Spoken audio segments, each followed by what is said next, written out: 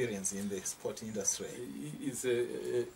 It's a very long history, but I'll just summarize it. In the sense that starting off as an athlete, a sprinter, and then a shot putter, and even representing Zimbabwe at a regional level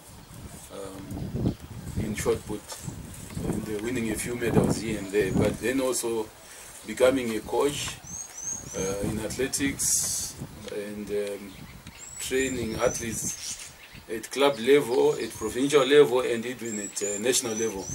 And then becoming a sports administrator, becoming president of the then Amateur Athletic Association of Zimbabwe, working in the sports department at the University of Zimbabwe as assistant sports director and acting sports director, and then working as executive director of Delta Sports Foundation and Millennium Athletics Academy, and then in the Zimbabwe Olympic Committee as first as vice president and then secretary general and chief executive officer before joining Anoka, where I am the technical director. So that's a brief synopsis. Okay, just to give the viewers a bit of our history. 1986, I came to the University of Zimbabwe. I was just a young boy from secondary school, and you were also just joining the University of Zimbabwe. And I think we were a bit naughty there, we were a bit difficult for you, but how did you like being the assistant sport administrator for the students? No, it's an interesting challenge, you know, dealing with these young adults.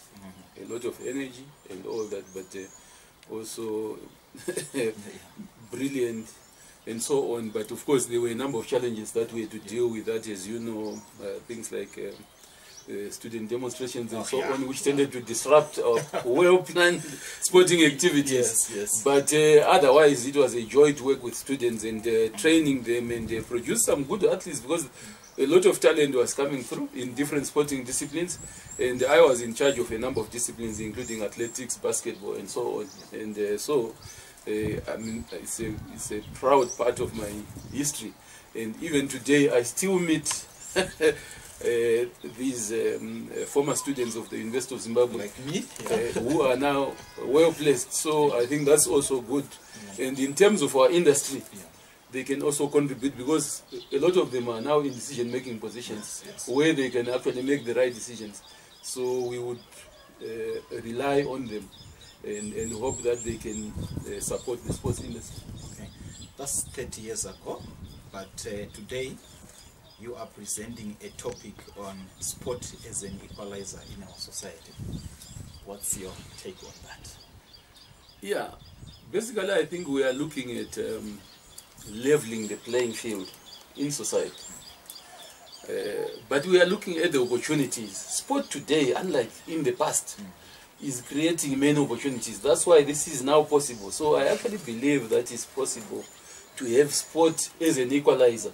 Whether in actual fact it is an equalizer in our society today, that is debatable.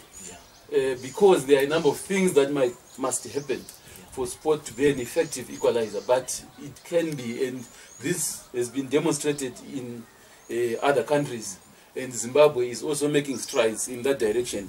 But it's about these opportunities and you know, exploiting the opportunities that are available and creating new opportunities. Today we know that we now have quite a number of athletes who are earning a living through sport. It's no longer just for fun.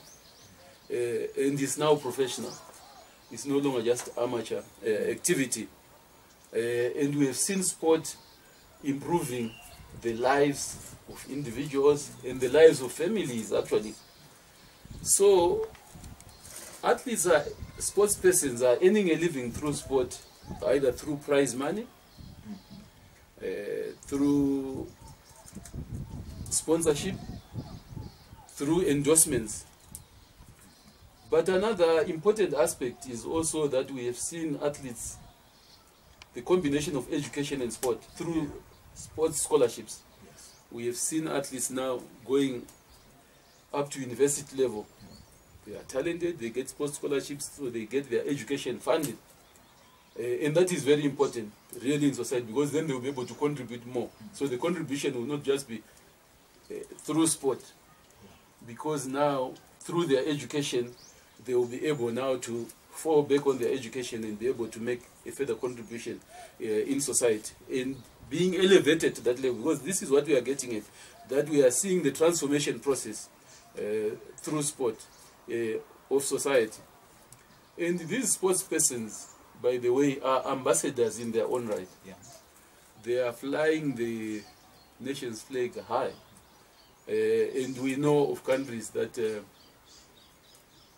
are on the world map because of the performance of their sports persons. So this is another significant part of sport, which, because in sport we have talked about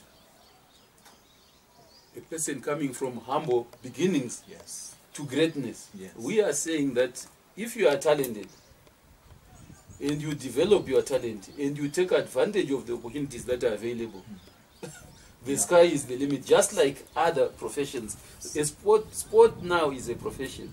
That's why we talk of the sports industry.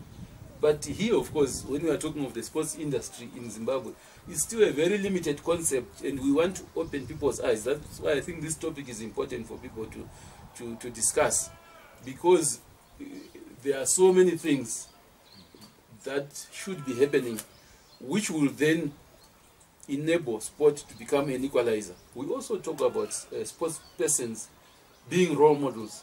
So, because it's a very important function. Because in sport, you know, you learn about leadership, you learn about teamwork and so on, which are actually life skills. So sport, you know, gives you life skills. And these life skills, we need them wherever we are. So role models are important because they influence the youth positively. And also they inspire the youth.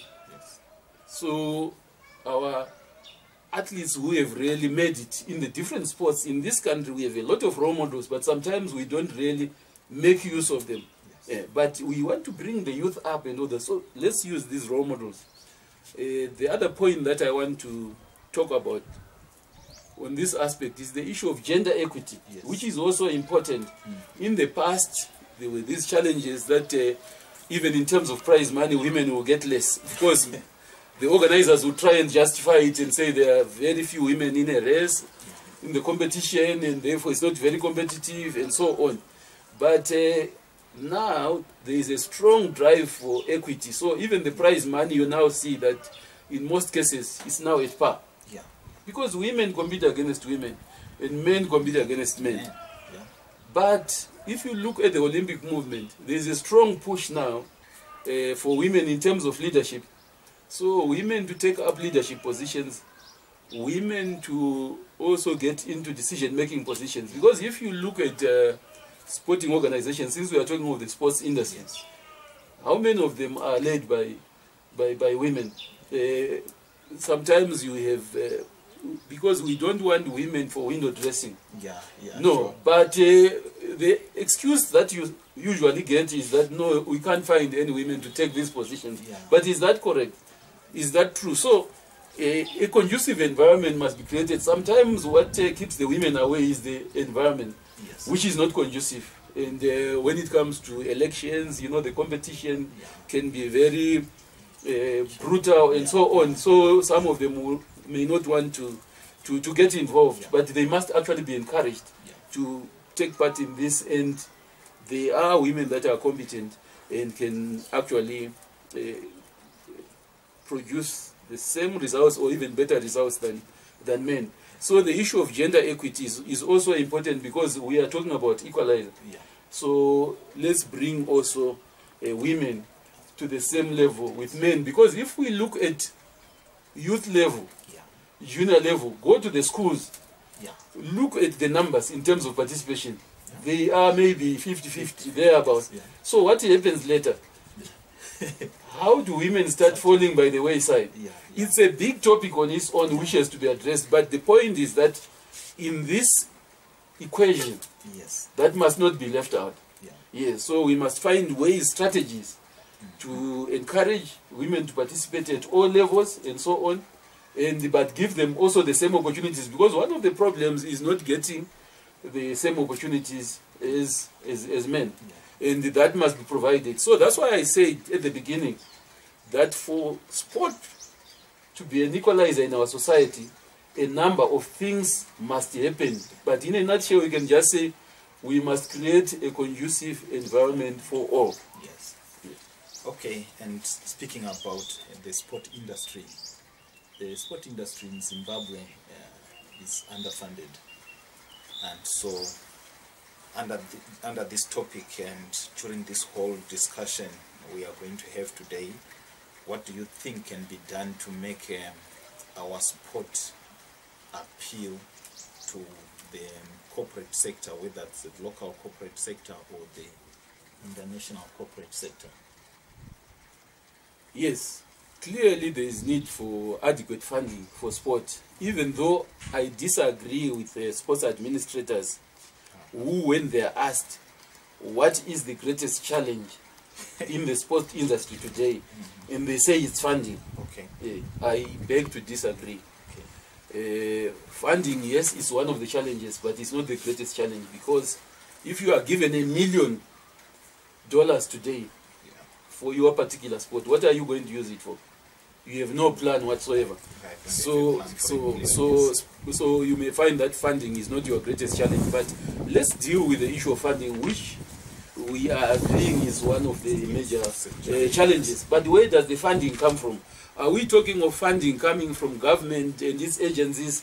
Are we talking funding coming from the governing bodies, sports governing bodies like international federations and so on, national Olympic committees? Or are we talking about funding coming from sponsorship? Yes.